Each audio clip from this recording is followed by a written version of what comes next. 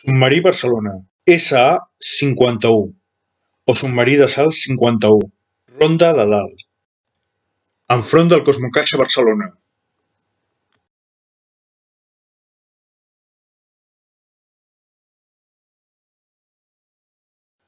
El 1986, el Ministeri de Defensa va arribar a un acord amb el Museu de la Ciència, actualment Cosmocaixa, per cedir-li un vell submarí en desús, l'SA-51, o submarí d'assalt número 51, que mai va participar en la guerra.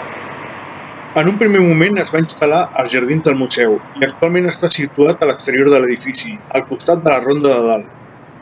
El submarí, batejat com Submarí Barcelona, va arribar al port el 4 de maig de 1986 i es va traslladar als carrers de la ciutat enmig d'una gran expectació.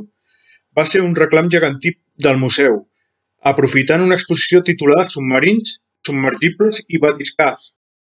En 1986 el Ministerio de Defensa llegó a un acuerdo con el Museo de la Ciencia, actualmente Cosmocaixa, para cederle un viejo submarino en desuso, el SA-51 o submarino de asalto número 51, que nunca participó en una guerra.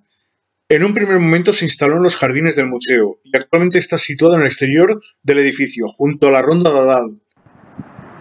El submarino, bautizado como Submarino Barcelona, llegó al puerto el 4 de mayo de 1986 y se trasladó por las calles de la ciudad en medio de una gran expectación. Fue un reclamo gigantesco del museo, aprovechando una exposición titulada Submarinos, Sumergibles y Batiscafos.